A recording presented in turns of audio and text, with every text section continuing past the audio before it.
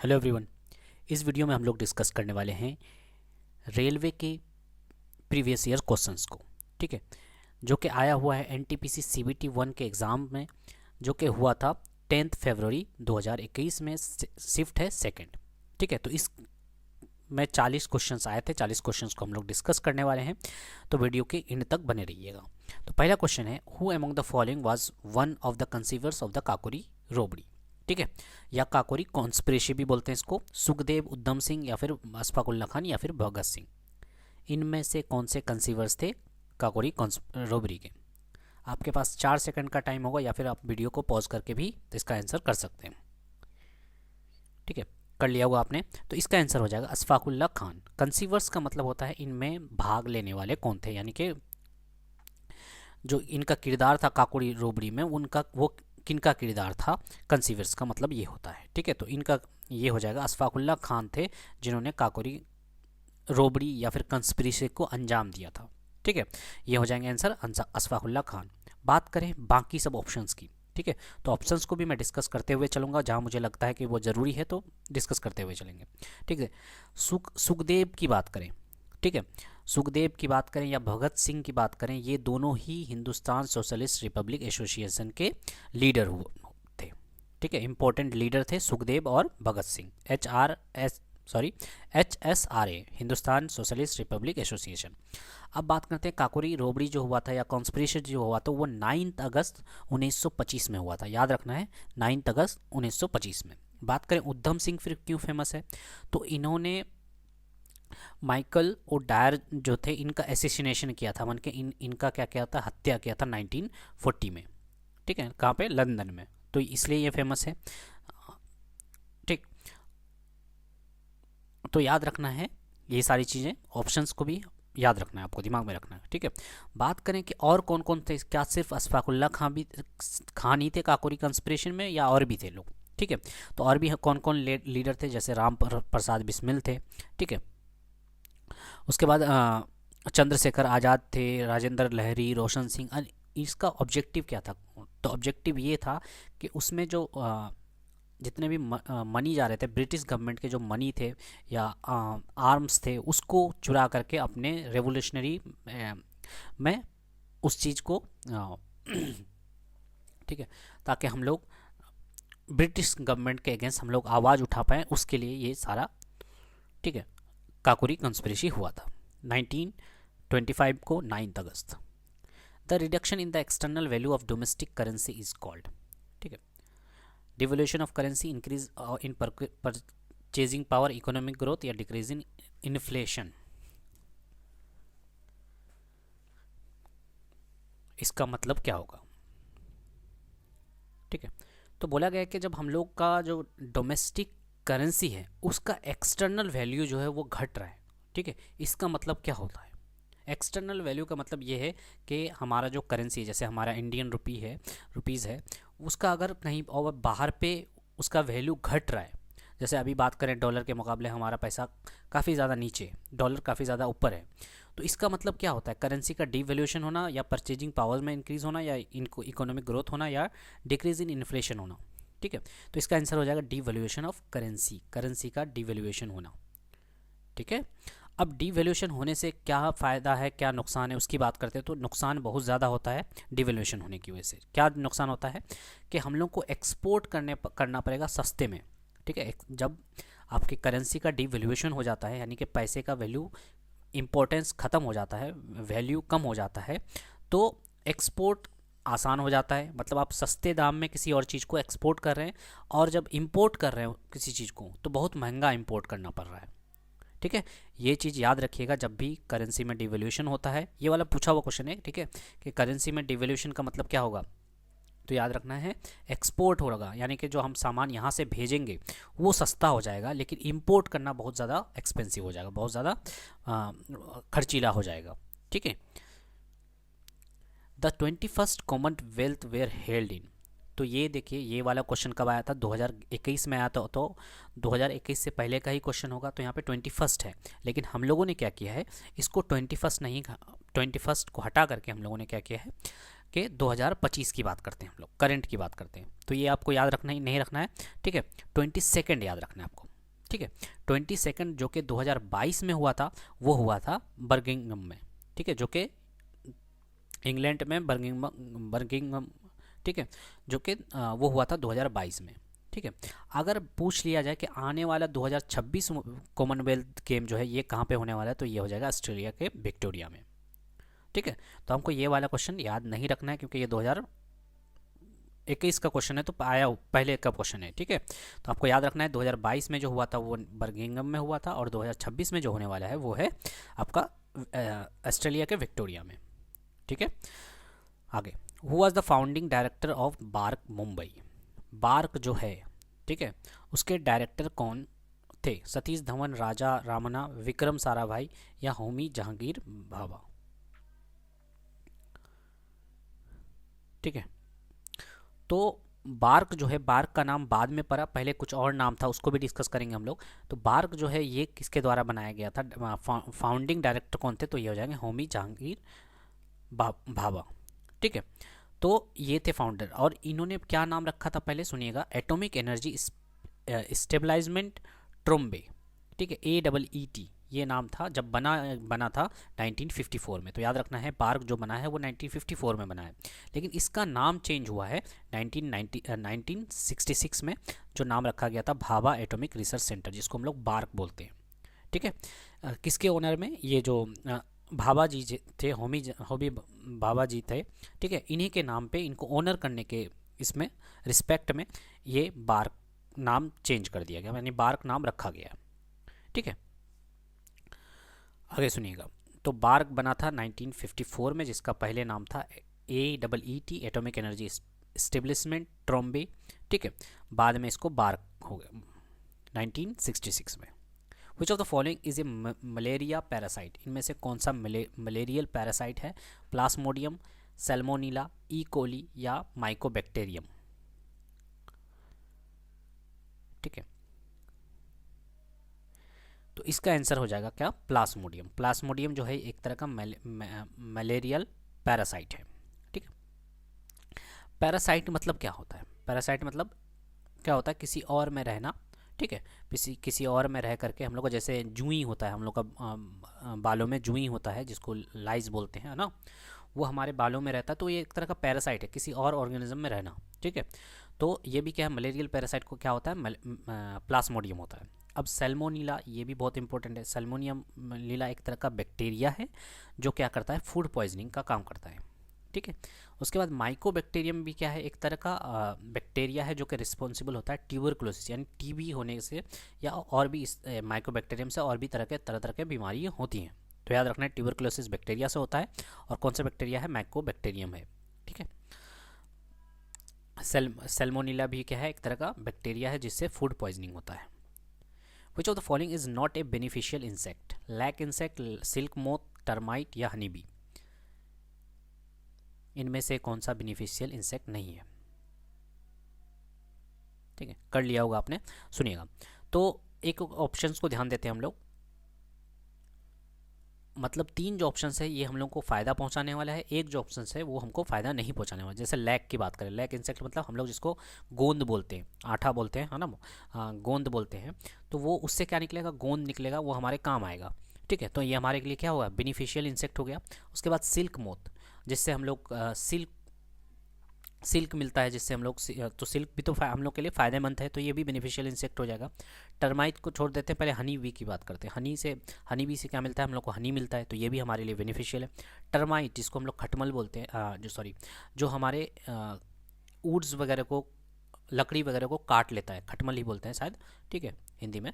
तो वो जो टर्माइट होता है वो क्या करता है? हमारे वुड्स वगैरह को, फर्नीचर वगैरह को काट देता है, ख़राब कर देता है, तो ये हमारे लिए बेनिफिशियल नहीं होगा, इसलिए क्या हो जाएगा? इसका आंसर टर्माइट हो जाएगा, ठीक है। अगला क्वेश्चन है, name the pigment that gives plant their green colour, ठीक है। थायामीन, कैरोटेनॉइड, एक्टिन या क्लोरोफिल, कौन ऐसा पिगमेंट है? पिगमेंट बोलिए, जूस बोलिए, ठीक है, जो हम लोग के प्लांट को क्या देता है? ग्रीन कलर देता है। हम लोग का जो लीव्स का जो देखिए कलर जो होता है वो ग्रीन होता है जनरली, ऐसा क्या होता है उसमें प्रेजेंट? तो इसका आंसर हो जाएगा क्लोरोफिल। और क्लोरोफिल कहाँ पे प्रेजेंट होता है इसका भी आंसर बताना है आपको, ठीक है। तो क्लोरोफिल कहाँ पे प्रेजेंट होता है?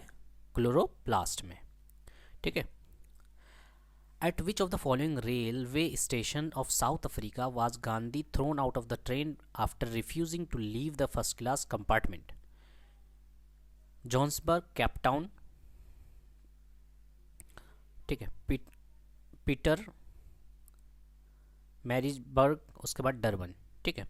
तो इनमें से बोला गया कि साउथ अफ्रीका के कौन से स्टेशन पे जो गांधी जी को फर्स्ट क्लास कंपार्टमेंट से पे चढ़ने से मना कर दिया गया था, या तो साउथ अफ्रीका के कौन से टाउन पे था ये सब कुछ हुआ था, ठीक है। हम लोग जानते हैं कि वहाँ पे साउथ अफ्रीका में गांधी जी के साथ रेसिज्म हुआ था, ठीक है, जो उनको फर्स्ट क्लास कंपार्टमेंट में जाने नहीं दिया जा रहा था, ठीक है। वो कौन सा स्टेशन था साउथ अफ्रीका का? तो इसका आंसर ये थर्ड नंबर ऑप्शन हो जाएगा, ठीक है, पीटर मैरिजबर्ग, ठीक। कब हुआ था ये हादसा हुआ था 1893 में, ठीक है। अब इससे रिलेटेड एक क्वेश्चन मैं पूछ रहा हूँ आपसे कि गांधी जी हमारे इंडिया में वापस कब आए थे? ईयर बताना है, डेट बताना है, ठीक है। और ये भी बताना है कि गांधी जी जब वापस आए थे उस डेट को हम लोग क्या बोलते हैं, ठीक है, क्या बोल करके जाना जाता है अभी भी, ठीक है, कौन सा डे होता है उस दिन। आगे question, which of the following option is not correct regarding स्वच्छ भारत अभियान? इनमें से कौन सा करेक्ट नहीं है? इट इज़ रीस्ट्रक्चरिंग ऑफ निर्मल भारत अभियान. It was launched by the Prime Minister Narendra Modi in the year 2014. The main goal of the campaign was to eradicate the practice of open defecation. Its main focus is achieving cleanliness only in urban areas of India. इनमें से कौन सा correct नहीं है? ठीक है, कर लिया होगा आपने आंसर, उम्मीद करते हैं। तो इसका आंसर क्या हो जाएगा, देखिए, ये एक तरह का रीस्ट्रक्चरिंग था निर्मल भारत अभियान का ही, ठीक है। जो स्वच्छ भारत अभियान चला था वो एक्चुअली कहाँ से आया है? रीस्ट्रक्चर होकर के आया है निर्मल भारत अभियान से, ठीक है। किसके द्वारा लॉन्च किया गया था? Prime minister Modi. कब? 2014 में, ठीक है। स्वच्छ भारत अभियान जो वो स्टार्ट हुआ था, हम लोग जानते हैं कि गांधी जयंती पे ही आया था, 2 अक्टूबर पे, ठीक है। उसके बाद बात करें, इसका जो मेन गोल था वो क्या था कि हम लोग को ओपन डिफेक्शन से हम लोग को क्या करना है, इसको ओपन डिफेक्शन जो है उसको इरेडिकेट करना है, ख़त्म करना है, ये था। अब बोला गया कि ये इसका मेन फोकस क्या अर्बन एरियाज़ में ही था? अर्बन नहीं, बिल्कुल भी नहीं। अर्बन एरियाज़ के साथ साथ हम लोग को, है ना, खास करके बात करें कि ग्रामीण की बात करते हैं, जो रूरल एरियाज़ है उस पर फोकस था, साथ साथ अर्बन में भी, है ना।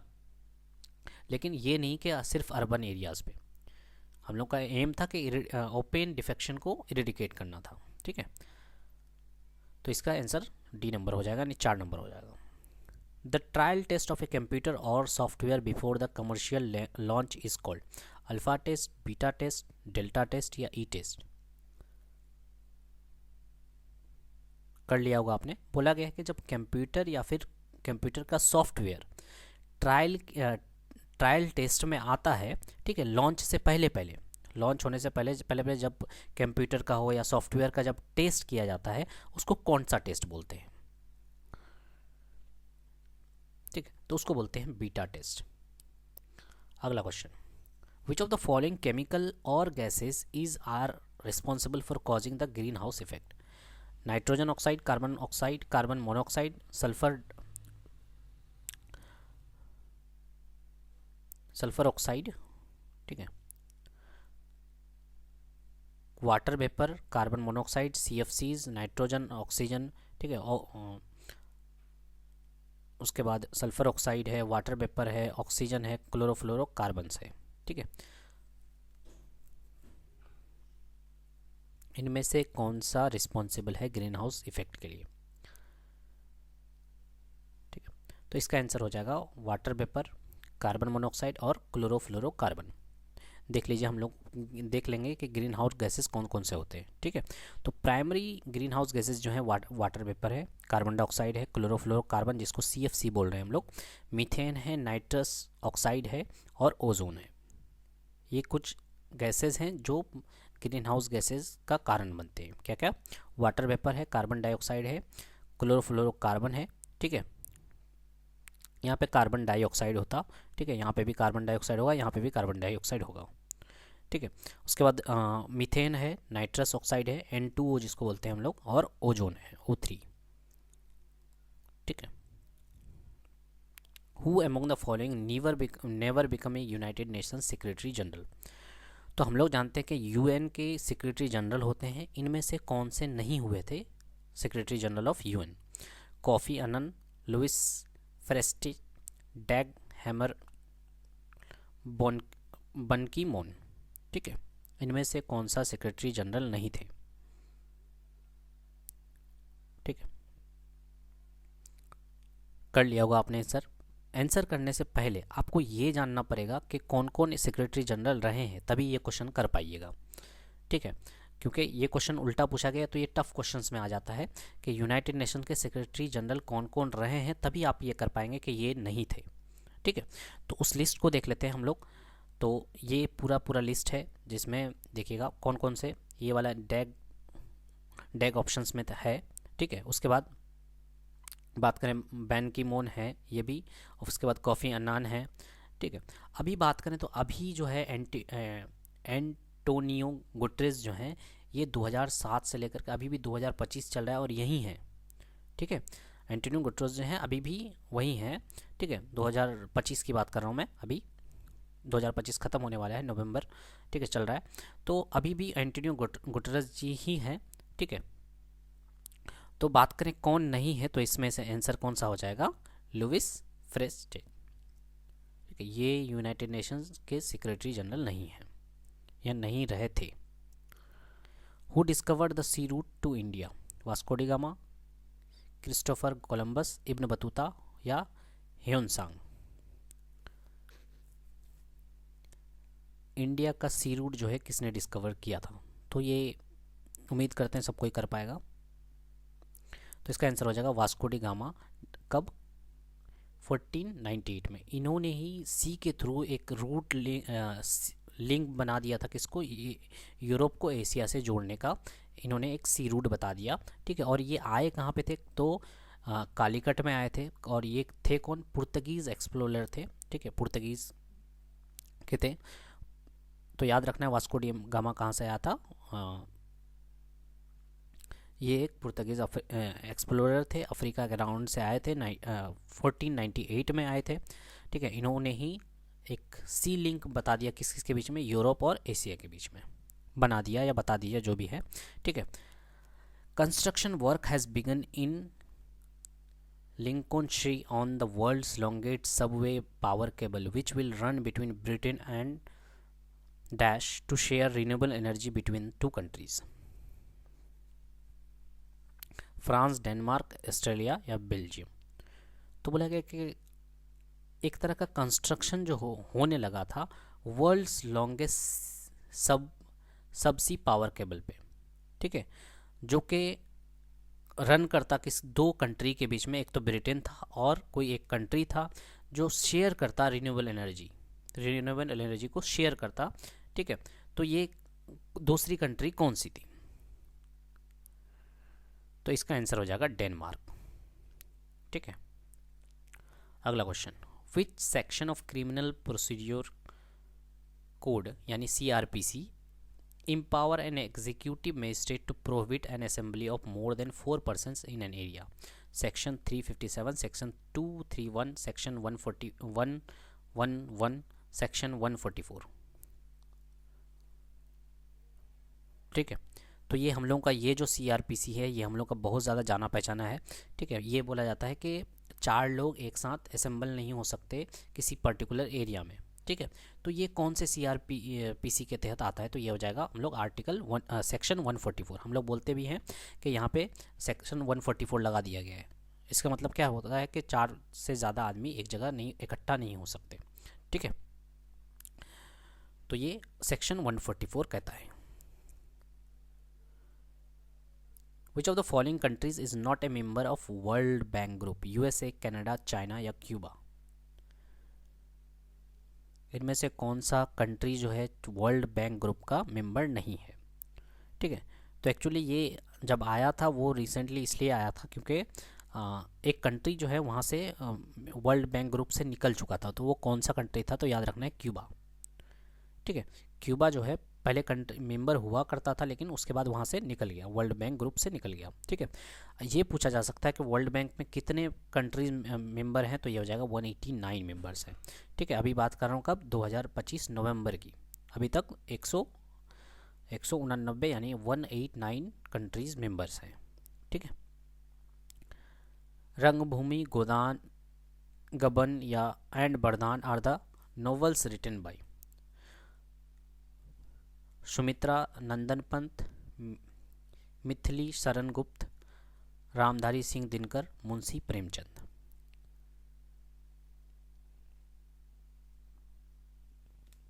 ये जो है रंगभूमि है, गोदन है, गोवन है, बरदान है, ये सारे जो नॉवेल्स हैं ये किन के द्वारा लिखे गए थे?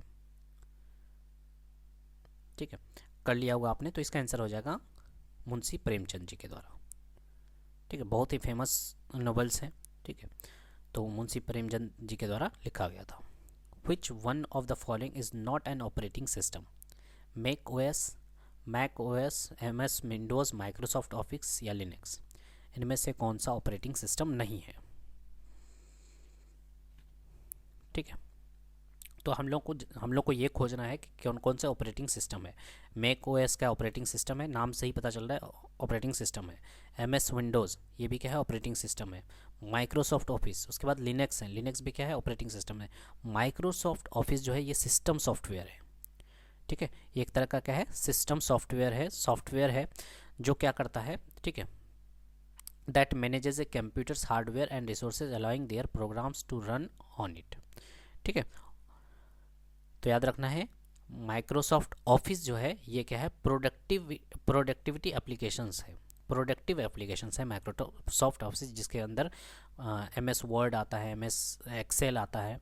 ठीक है, माइक्रोसॉफ्ट ऑफिस जो है एक तरह का एप्लीकेशन है, लेकिन ऑपरेटिंग सिस्टम की बात करें, एप्लीकेशन ऑपरेटिंग सिस्टम क्या होता है? एक तरह का सॉफ्टवेयर होता है दैट मैनेजेस कंप्यूटर हार्डवेयर। ठीक है, कंप्यूटर के हार्डवेयर को मैनेज करने के लिए सॉफ्टवेयर की ज़रूरत पड़ती है, वो होता है ऑपरेटिंग सिस्टम। ठीक है, तो माइक्रोसॉफ्ट क्या है? प्रोडक्टिव एप्लीकेशंस है। Which among the following countries has the largest land area? इनमें से सबसे बड़ा जो है लैंड एरिया किसके पास है? चाइना है, ब्राज़ील है, एरिया है, कनाडा है। ठीक है, ऑप्शंस के अकॉर्डिंग काम करना है। इन ऑप्शंस में से बोला है, कर लिया होगा आपने। सबसे बड़ा जो लार्जेस्ट लैंड होता है, लैंड एरिया है, वो है रशिया के पास, लेकिन रशिया तो यहाँ पे ऑप्शन में है ही नहीं। ठीक है, तो उसके बाद देखना पड़ेगा, उसके बाद किसके पास है या उसके बाद किसके पास है, इस तरह से हम लोग आगे बढ़ेंगे। ठीक है, तो सबसे बड़ा है रशिया के पास, उसके बाद कनाडा के पास। ठीक है, Russia, Canada, US, China, Brazil, Australia, उसके बाद है इंडिया। हमारा जो भारत है उसका जो लैंड के अकॉर्डिंग रैंक आता है वो 7th आता है। कितना है हमारा? ठीक है, 32,87,263 किलोमीटर स्क्वायर। ठीक है, 32,87,000, क्योंकि डायरेक्ट पूछ लिया जाता है बहुत बार एग्जाम्स में कि इंडिया का जो एरिया है वो कितना है।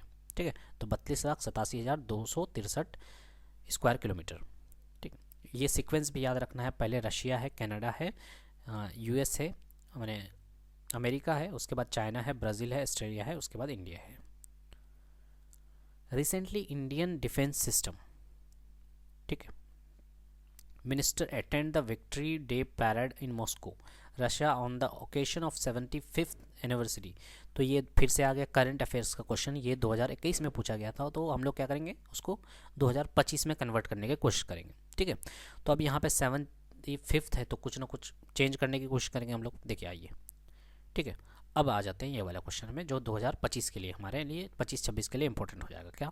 Who represented India at the 18th victory day 2025 celebration in Moscow? ठीक है, रशिया। तो ये जो है रशिया में एक डे विक्ट्री डे मनाया जाता है। किस पे विक्ट्री? उन्होंने जर्मनी से जब विक्ट्री हासिल किया था तब वो क्या मनाते हैं? विक्ट्री डे मनाते हैं। ठीक है, तो उस टाइम तो 2021 से पहले तो वो 75वां मनाए थे, अभी 2025 की बात करें तो वो 80वां जो है विक्ट्री डे मना रहे हैं। ठीक है, तो इंडिया को रिप्रेजेंट करने वाला कौन थे? संजय सेठ थे, नरेंद्र मोदी जी थे, जयशंकर थे या नितिन जयराम गडकरी जी थे? ठीक है, तो इसका आंसर हो जाएगा संजय सेठ। ठीक है, ये संजय सेठ जो है minister of state and minister of defence में है। ठीक है, एक्चुअली जाने वाले नरेंद्र मोदी जी ही थे, लेकिन उस टाइम पहलगाम अटैक हो गया था, जिसकी वजह से नरेंद्र मोदी नहीं जा पाए थे।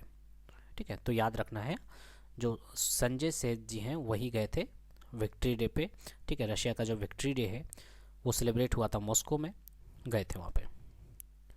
What are the 4 taxes rates in India under GST? GST के अंदर 4 जो टैक्सेस रेट है वो क्या है? तो ये भी क्वेश्चन बदल जाएगा, क्योंकि अब 2025 के अकॉर्डिंग हमारा जो टैक्स रेट्स है वो बदल चुके हैं। ठीक है, तो अब आते हैं हम लोग 2000। ठीक है, पहले हुआ करता था कौन सा, 5, 12, 18, 28 ये हुआ करता था, बट हम लोग को इसमें नहीं जाना है। अब कौन सा रेट चलता है, तो अब हो जाएगा हमारा 0%, 5%, 10% और 40%। ठीक है, ये अभी का रेट है, जीएसटी जो टैक्स रेट है वो ये इतना है। ठीक है, 0% किस में, जैसे खाने वाले सामान में है। ठीक है, कुछ में यहाँ पे है हमारा। ठीक है, तो उसके बाद 5% है, 18% है, 40% है। याद रखना है, ये टैक्स रेट जो है याद रखना है चारों। ठीक है, यहाँ पे पूरा लिखा गया है 0% किस पे रेट है, 5% किस पे, 18% किस पे और 40% किस पे। लग्जरी आइटम्स पे जैसे है वो 40% है। ठीक है, उसके बाद 18% जो है एसीज, टीवीज़, वॉशिंग मशीन ये सब पे है ना, स्मॉल का कार वगैरह, 2 व्हीलर्स में।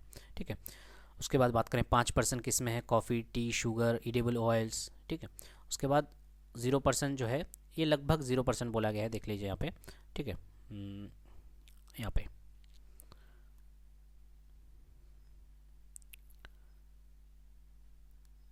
also exempted 0% items and niche rates. ठीक है, which of the following countries is the largest producer of gold in 2000? ये भी 2019 का क्वेश्चन है, अब इसको बदल करके हम लोग क्या करेंगे, 2025 में करेंगे। ठीक है, तो 2025 में बताइए largest producer of gold in the world कौन है? साउथ अफ्रीका, चाइना, इंडिया या ऑस्ट्रेलिया? ठीक है, तो इसका आंसर हो जाएगा हमारा तो नहीं, चाइना है ना, इसका आंसर हो जाएगा चाइना। चाइना जो है लार्जेस्ट प्रोड्यूसर ऑफ गोल्ड है 2025 के अकॉर्डिंग। ठीक है, तो उसके बाद कौन है, उसके बाद है रशिया है, उसके बाद ऑस्ट्रेलिया है। ठीक है, सबसे बड़ा जो प्रोड्यूसर है वो है चाइना, उसके बाद रशिया, उसके बाद Australia. The fungus puccinia graminis causes. ठीक है, ये जो फंगस है इसकी वजह से क्या होता है, ring worm in human, black rust in wheat, red rot of sugar cane या लेट ब्लाइट ऑफ पोटैटोज? ठीक है, तो ये जो फंगस है इसकी वजह से क्या होता है, ब्लैक रस्ट इन वीट में ब्लैक रस्ट होने लगता है। ठीक है, नाम याद रख लीजिएगा इसका। Which statement of the following is not true regarding national highway? इनमें से कौन सा है जो कि ट्रू नहीं है नेशनल हाईवे के? ठीक है, NH8 is the shortest national highway in India. क्या NH8 शॉर्टेस्ट नेशनल हाईवे है इंडिया का? या फिर NHAI has authority for the development, maintenance and management of national highways. ठीक है, NHAI जो है ये डेवलपमेंट देखता है, मेंटेनेंस को देखता है या मैनेजमेंट को देखता है नेशनल हाईवेज़ के। उसके बाद बोला है NH47A is the shortest national highway in India. NH47A जो है ये शॉर्टेस्ट नेशनल हाईवे है क्या? NH44 क्या लॉन्गेस्ट नेशनल हाईवे है इंडिया का? इनमें से कौन सा ट्रू नहीं, यानी कि 3 ट्रू होगा, 1 फॉल्स होगा। ठीक है, तो ये क्योंकि 2021 में पूछा गया था तो उसके अकॉर्डिंग ये क्वेश्चन में भी चेंज है। क्या चेंज है कि उस टाइम जो था वो national highway 47A shortest national highway हुआ करता था। ठीक है, ठीक, NH8 जो है ये शॉर्टेस्ट नेशनल हाईवे नहीं था, तो आंसर ये होना चाहिए था उस टाइम के अकॉर्डिंग। ठीक है, लेकिन अभी क्योंकि डेवलप ये हो गया हमारा, तो इसके अकॉर्डिंग देखिए क्या होगा। ठीक है, तो NH8 जो है ये शॉर्टेस्ट नेशनल हाईवे जो है ये नहीं था। शॉर्टेस्ट नेशनल हाईवे उस टाइम हुआ करता था NH47A। ठीक है, लेकिन अभी की बात करें तो अभी कौन सा है, NH548, NH118, ये जॉइंटली मिल करके शॉर्टेस्ट नेशनल हाईवे बनता है। कितना किलोमीटर का? 5 किलोमीटर का। ठीक है, तो याद रखना है अभी जो हमारा शॉर्टेस्ट हाईवे है वो है NH 548 एंड NH 118, ये दोनों मिला करके हो रहा है। तो आप हमारा जॉइंटली कंसिडर किया जा रहा है इसको शॉर्टेस्ट नेशनल हाईवे, और ये लगभग 5 ही किलोमीटर का है। ठीक है। Which mission was launched by the government of India in December 2014 to achieve full immunization coverage for all children and pregnant women at a rapid pace। ठीक है, तो ये करंट अफेयर्स का क्वेश्चन नहीं है, ये जनरल पूछा गया है। ठीक है, स्टैटिक का क्वेश्चन है कि गवर्नमेंट के द्वारा 2014 में एक तरह का मिशन लॉन्च किया गया था। ठीक है, वो मिशन में क्या था कि जितने भी चिल्ड्रेन हैं या प्रेग्नेंट वुमेन हैं उनको इम्यूनाइज किया जाए। ठीक है, क्या उज्ज्वल योजना था, मिशन इंद्रधनुष था, या सुकन्या योजना था, या जनधन योजना था? ठीक है, कौन सा मिशन था? कर लिया होगा आंसर इस आपने, तो इसका आंसर हो जाएगा मिशन इंद्रधनुष जो था, इसमें ही इम्यूनाइजेशन का लाया गया था। इम्यूनाइजेशन के सारे बच्चे और प्रेग्नेंट वुमेन को क्या किया जाए, इम्यूनाइज किया जाए। मिशन इंद्रधनुष ये हो जाएगा। ठीक है, अब बात करते हैं हम लोग, तो ये पहले से ही आंसर, एक तो क्वेश्चन ये हो जाएगा कि मिशन इंद्रधनुष कब लाया गया था? 2014 में। एम क्या था इसका? इम्यूनाइजेशन करना। ठीक है, उज्ज्वला योजना जो था ये 2016 में लाया गया था। क्या कि फ्री LPG कनेक्शन जो था BPL वुमेन को दिया जाएगा। यहाँ पे वुमेन नहीं लिखा मैंने, BPL वुमेन को दिया जाएगा फ्री LPG कनेक्शन। ठीक है, ये 2016 में आया था। उसके बाद सुकन्या योजना जो है 2015 में आया था। ये बेटी बचाओ बेटी पढ़ाओ का ही पार्ट है, ताकि गर्ल्स चाइल्ड जो है वो आसानी से एजुकेशन में आगे बढ़ सके और उनका मैरिज भी आसानी से हो। ठीक है, ये भी था इनका। उसके बाद जनधन योजना में क्या था कि हर एक आदमी के पास, है ना, हर एक हाउस होल्ड के पास क्या हो, बैंक अकाउंट का एक्सेस हो। ये आया था 2014 में। तो ये याद रखना है आपको कि मिशन इंद्रधनुष 2014 में आया था। उसके बाद जनधन योजना भी 2014 में, सुकन्या योजना आया था 2015 में, और उज्ज्वला योजना आया था 2016 में। The constitution of India came into force in 1947, 1948, 1950 या 1949।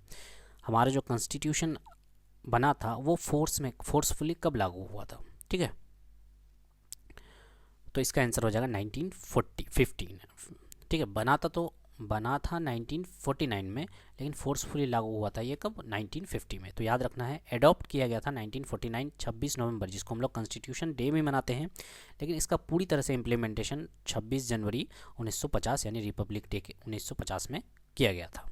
ठीक है, who was the last Nizam ruler of Hyderabad? Afzal ud Daula, Mir महबूब अली खान, मीर उस्मान अली खान, नसीरुद्दौला। इनमें से लास्ट निजाम या रूलर जो थे हैदराबाद के वो कौन थे? ठीक है,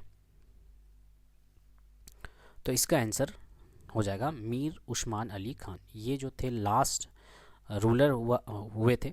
ठीक है, कब तक? याद रखना है, ये 1911 से लेकर के 1948 तक, जब तक के हैदराबाद जो है इंडिया का पार्ट नहीं बन गया, क्योंकि वो हैदराबाद का अलग एक स्टेट बोलिए या प्रोविंस बोलिए वो हुआ करता था। ठीक है, हैदराबाद बाद में क्या हुआ, इंडिया के साथ आ गया। ठीक है, कब तक? 1948 तक। तो यही निज़ाम थे कौन? मीर उस्मान अली खान, लास्ट निज़ाम। अब यहाँ से क्वेश्चन क्या क्या बन रहा है, जैसे बाकी सब ऑप्शन है। अफजलुद्दौला, तो ये 5th निज़ाम थे। मीर महबूब अली खान 6th निज़ाम थे। तो ये इतना इंपॉर्टेंट नहीं है, लास्ट वाला याद रखना है आपको, पहला वाला याद रखना है। अब यहाँ पे पहला वाला ऑप्शन दिया ही नहीं है। ठीक है, कि पहले who was the first Nizam of Hyderabad, तो याद रखना है लास्ट तो हो गया मीर उस्मान अली खान। ठीक है, लास्ट ये, और कितने नवाब हुए थे?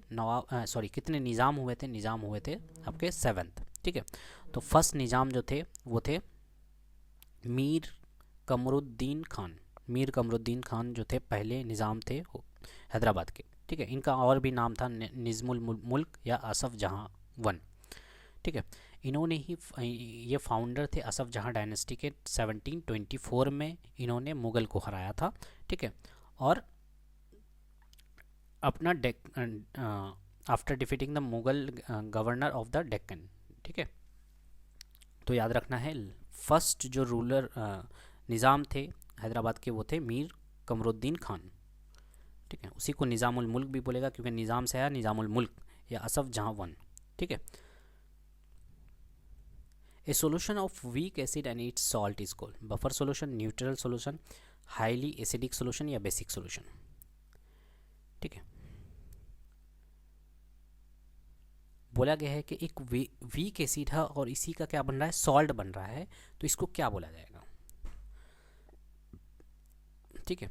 वीक एसिड है तो इसी का सॉल्ट बन रहा है। जनरली क्या होता है, अगर कोई एसिड वीक है तो उसके अपोजिट में मान लेते हैं स्ट्रॉन्ग बेस है, तो किसका बनेगा, सॉल्ट जो बनना चाहिए वो स्ट्रॉन्ग बेस का बनना चाहिए, ठीक है। लेकिन यहाँ पे बोला है वीक एसिड है और उसका सॉल्ट भी है, तो उसको क्या बोलते हैं, उसको बोलते हैं बफर सोल्यूशन, ठीक है।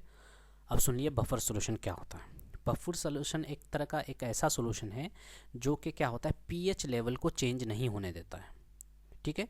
अगर कोई एसिड में हम बफर डाल दिए, उसके बाद किसी के साथ कुछ रिएक्शन वगैरह करा रहे हैं, तो उसका जो पीएच वैल्यू होता है, हम लोग जो पीएच वैल्यू पढ़ते हैं कि एसिडिक का 0 से 7 तक होता है और बेस का 7 से 14 तक होता है, यही तो, ठीक है।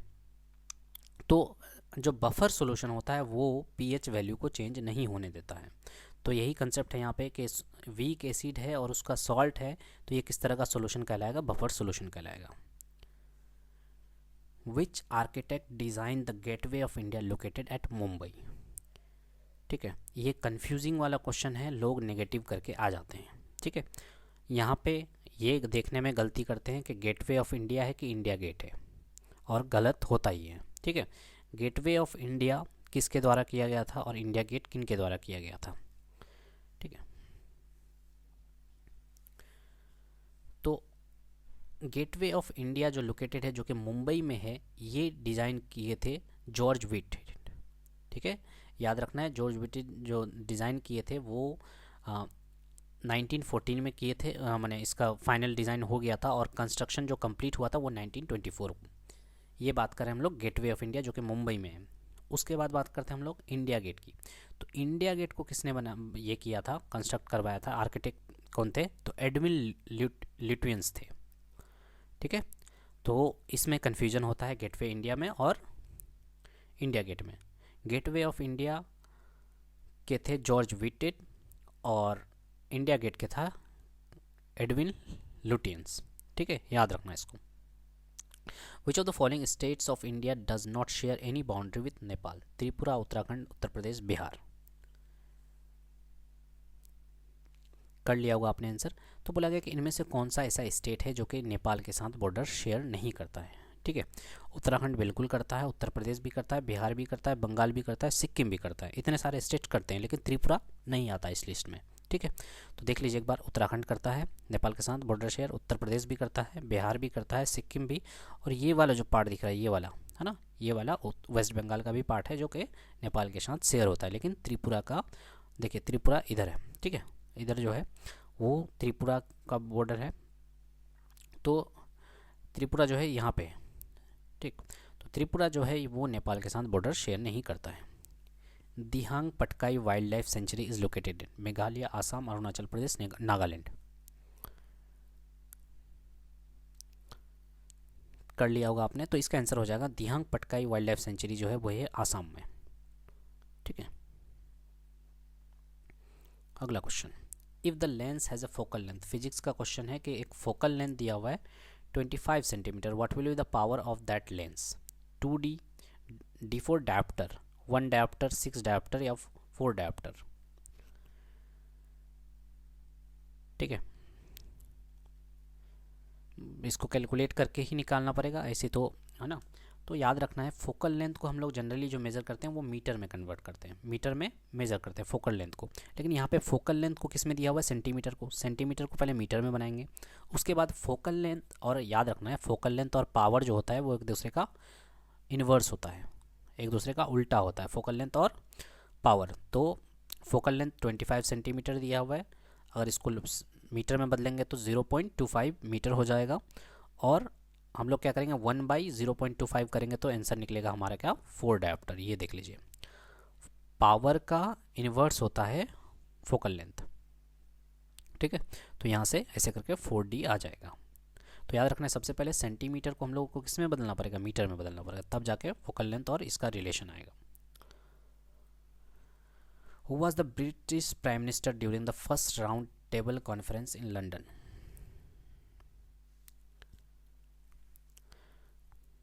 N Chamberlain, Winston Churchill, Ramsay MacDonald, Stanley Baldwin. इनमें से कौन से प्राइम मिनिस्टर थे जब फर्स्ट राउंड टेबल कॉन्फ्रेंस हुआ था लंदन में? तो पहला जो फर्स्ट राउंड टेबल जो कॉन्फ्रेंस हुआ था वो हुआ था 1930 में, ठीक है। अब उस टाइम वहाँ के ब्रिटेन के ब्रिटिश राज था, हम लोग ब्रिटिश राज के अंदर थे, तो उस टाइम वहाँ के जो प्राइम मिनिस्टर थे वो थे रामसे मैकडोनल्ड, ठीक है। ये क्वेश्चन हो गया, ठीक। अब एक क्वेश्चन और पूछा जाता है कि जब हम लोग आज़ाद हुए थे 1947 में, उस टाइम ब्रिटेन के प्राइम मिनिस्टर कौन थे, ठीक है। तो ये दोनों ही याद रखना है आपको। क्लेमेंट एटली, जब हम लोग आज़ाद हुए थे वहाँ के प्राइम मिनिस्टर कौन थे ब्रिटेन के, तो ये हो जाएगा क्लेमेंट एटली। जब फर्स्ट राउंड टेबल कॉन्फ्रेंस हुआ था उस टाइम वहाँ के प्राइम मिनिस्टर कौन थे, Ramsay McDonald. Which of the following is not correctly matched? Hirakud dam Orissa में है, सरदार सरोवर गुजरात में है, टेहरी डैम महाराष्ट्र में है, भाखड़ा डैम हिमाचल प्रदेश में है। इनमें से कौन सा करेक्ट नहीं है, ठीक है। इसमें से एक और एडिशन कर दीजिए आप, कौन से रिवर पे है, ठीक है। मैंने पहले ही भी बताया आपको कि जब भी डैम पढ़ेंगे रिवर के साथ पढ़ेंगे और स्टेट के साथ पढ़ेंगे, कर लिया होगा आपने, ठीक है। तो याद रखना है हीराकुंड डैम, ठीक है, कौन से रिवर पे है, महानदी रिवर पे है और ये हो जाएगा उड़ीसा में, बिल्कुल सही है। सरदार सरोवर डैम गुजरात में है, रिवर कौन सा, नर्मदा, बिल्कुल सही, ठीक है। उसके बाद आते हैं भाखड़ा डैम। भाखड़ा डैम जो है ये हिमाचल प्रदेश भागीरथी रिवर में, ठीक है, सॉरी सतलुज रिवर पे। भाखड़ा डैम जो है ये सतलुज रिवर पे है। थेरी डैम जो है ये भागीरथी रिवर पे है, लेकिन स्टेट कौन सा है ये बताना है। थेरी डैम जो है ये भागीरथी रिवर पे है, स्टेट कौन सा है, स्टेट हो जाएगा हमारा उत्तराखंड, ठीक है। तो मैंने बता दिया, हीराकुंड डैम महानदी रिवर पे उड़ीसा, सरदार सरोवर डैम गुजरात में है नर्मदा रिवर पे, थेरी डैम जो है ये उत्तराखंड में है भागीरथी रिवर पे, ठीक है। भाखड़ा डैम जो है ये हिमाचल प्रदेश और पंजाब के बॉर्डर में है, रिवर है सतलुज, ठीक है। तो आंसर क्या हो जाएगा इसका, इनकरेक्ट मैच पूछा था तो ये हो जाएगा थेरी डैम, कहाँ है, उत्तराखंड में। Which of the following articles of Indian Constitution provides rights against exploitation? Article 21, Article 14, Article 23, Article 19। इनमें से कौन सा आर्टिकल इंडियन कॉन्स्टिट्यूशन का आर्टिकल है जो हम लोग को राइट देता है एक्सप्लॉयटेशन के अगेंस्ट में, ठीक है। तो आर्टिकल 21 तो हम लोग को राइट टू लाइफ है ना, राइट टू लाइफ के बारे में, राइट टू लाइफ है आर्टिकल 21। आर्टिकल 14 है इक्वलिटी बिफोर लॉ के बारे में। आर्टिकल 19 है हमारा freedom of speech on expression के बारे में, ठीक है। आर्टिकल 21 के क्या बोले, लाइफ एंड पर्सनल लिबर्टी के बारे में है, ठीक है। तो आर्टिकल 23 जो है ये है राइट अगेंस्ट एक्सप्लॉयटेशन, ठीक है। जैसे कि ह्यूमन ट्रैफिकिंग हुआ, फोर्स लेबर हुआ, ठीक है। इस तरह का अगर एक्सप्लॉयटेशन हो रहा है तो हमारे पास कौन सा आर्टिकल है, आर्टिकल 23 है। तो ये ऑप्शन सबको याद भी रखना है आपको। 21 लाइफ एंड पर्सनल लिबर्टी से रिलेटेड है, 19 जो है freedom of speech and expression का है। विच of the following mission was announced by NASA for the study of deep interior of the planet Mars? Mission Mars, mission duster, insight mission और mission contact, ठीक है। तो Mars का study करने के लिए नासा ने एक मिशन लॉन्च किया था, उसका नाम क्या है, मार्स का जो इंटीरियर है, ठीक है, उसका स्टडी करने के लिए। तो इसका आंसर हो जाएगा इनसाइट मिशन, ठीक है, जो कि लॉन्च किया गया था 2018 में, ठीक है। अगला question, which of the following Indian pairs has won the Miss Universe title? Lara Dutta, Diana Hayden, Priyanka Chopra, Manushi Chhillar, Sushmita Sen, Lara Dutta, Reita Faria, Aishwarya Rai. इनमें से कौन सी जो है मिस यूनिवर्स टाइटल जीत चुकी हैं, है ना। पेयर में दिया है ताकि कंफ्यूज हो थोड़े बहुत। तो इसका आंसर हो जाएगा सुष्मिता सेन एंड लारा दत्ता। सुष्मिता सेन जो है मिस यूनिवर्स रही थी 1994 में, और लारा दत्ता जो थी 2000 में क्या बनी थी, मिस यूनिवर्स बनी थी। बाकी बात करें जैसे डायना हेडन की बात करें, प्रियंका चोपड़ा, मानुषी चिल्लर, रीटा फारिया, ऐश्वर्या राय, जितने भी यहाँ पे नाम हैं सब मिस वर्ल्ड टाइटल हैं, ना कि मिस यूनिवर्स। मिस यूनिवर्स यही दोनों हैं, सुष्मिता सेन और लारा दत्ता। बाकी यहाँ पे जितने भी नाम हैं सब मिस वर्ल्ड रह चुकी हैं, ठीक है। Which state produce the highest cotton in India in year 2019-20, ठीक है। तो ये तो 2019-20 का क्वेश्चन है कि हाईएस्ट कॉटन का प्रोड्यूसर कौन था, ठीक है। कॉटन प्रोड्यूस करने वाला स्टेट कौन सा था। हम लोग क्या करेंगे, इसको 2025 में पढ़ रहे हैं तो 2025 में कौन हो जाएगा, है ना। सेम ऑप्शन रहेगा 2025 में भी कि गुजरात, हरियाणा, मध्य प्रदेश, महाराष्ट्र। तो इसका आंसर क्या हो जाएगा, गुजरात। गुजरात जो है सबसे ज़्यादा कॉटन प्रोड्यूसिंग स्टेट है, 2025 की बात कर रहा हूँ मैं, है ना, नवंबर 2025 की। उसके बाद कौन है, महाराष्ट्र है, उसके बाद तेलंगाना है, ठीक है। पहले गुजरात कॉटन प्रोड्यूसिंग में, उसके बाद महाराष्ट्र, उसके बाद तेलंगाना। अगला question, what is the full form of COBOL. COBOL का फुल फॉर्म क्या है, common open business objective language, computer operated business oriented language, common business oriented language, या computer operated business objective language, ठीक है। तो कोबोल का जो full form होता है वो होता है कॉमन बिजनेस ओरिएंटेड लैंग्वेज, ठीक है। Common business oriented language COBOL का फुल फॉर्म है। ये एक हाई लेवल प्रोग्रामिंग लैंग्वेज है, ठीक है। किस लिए यूज़ किया जाता है, बिजनेस एप्लीकेशंस में यूज़ होता है इसका, ठीक है। उसके बाद where is Python hydro electric project located in India. ये लास्ट क्वेश्चन है। Rajasthan, West Bengal, Uttar Pradesh, Maharashtra. Python hydro electric project जो है ये कहाँ पे है, राजस्थान में, वेस्ट बंगाल में, उत्तर प्रदेश या महाराष्ट्र। तो पाइथन हाइड्रो इलेक्ट्रिक प्रोजेक्ट जो है ये हो जाएगा महाराष्ट्र में, ठीक है। कौन से रिवर पे है, हाइड्रो इलेक्ट्रिक प्रोजेक्ट है तो रिवर पे तो होगा ही, कौन से रिवर पे, गोदावरी रिवर पे है, ठीक है। तो ये भी याद रखना है, Python hydro electric project Maharashtra के गोदावरी रिवर पे है, महाराष्ट्र में है गोदावरी रिवर पे, ठीक है। उसके बाद उससे रिलेटेड हाइड्रो इलेक्ट्रिक प्रोजेक्ट जो हैं जितने भी हैं उससे जो इम्पोर्टेंट क्वेश्चन बनते हैं, जैसे कि लार्जेस्ट हाइड्रो इलेक्ट्रिक प्रोजेक्ट कौन सा है, तो ये हो जाएगा कोयना, है ना। कोयना कहाँ पे है, महाराष्ट्र में। ये लार्जेस्ट हाइड्रो इलेक्ट्रिक प्रोजेक्ट है जो कि कंप्लीट हो चुका है ना। हाईएस्ट हाइड्रो इलेक्ट्रिक प्रोजेक्ट कौन सा है, तो ये हो जाएगा टेहरी हाइड्रो इलेक्ट्रिक प्रोजेक्ट, ठीक है, जो कि है उत्तराखंड में। अभी थोड़ी देर पहले टेहरी डैम से रिलेटेड क्वेश्चन पढ़ रहे थे, वहीं पे है Tehri hydro electric power plant, ठीक है, उत्तराखंड में। उसके बाद बोले first hydro electric power station कहाँ पे बना था, तो ये हो जाएगा सिद्रापोंग, जो कि है दार्जिलिंग में, पहला हाइड्रो इलेक्ट्रिक पावर स्टेशन, ठीक है, दार्जिलिंग में। उसके बाद लार्जेस्ट अंडरग्राउंड प्रोजेक्ट की बात करें तो यह है नापथा झकड़ी हाइड्रो इलेक्ट्रिक पावर प्लांट, जो कि है हिमाचल प्रदेश में, ठीक है, largest underground hydro electric project. तो ये चारों जो है इंपॉर्टेंट हो जाएगा। सबसे लार्जेस्ट कौन सा बोले, कोयना, ठीक है, महाराष्ट्र में है। हाईएस्ट की बात करें तो टेहरी, जो कि उत्तराखंड में हो जाएगा। फर्स्ट की बात करें तो हो जाएगा सिद्रापोंग, जो कि दार्जिलिंग में है। लार्जेस्ट अंडरग्राउंड की बात करें तो नपथा झकड़ी, जो कि ये कहाँ हो जाएगा, हिमाचल प्रदेश में। तो ये 40 क्वेश्चन हम लोगों ने कंप्लीट किए जो कि पूछे गए थे एनटीपीसी में, ठीक है। उम्मीद करते हैं वीडियो अच्छा लगा, अगर अच्छा लगे तो please hit the like button, है ना। मिलते हैं फिर अगले वीडियो में। Thank you so much for watching.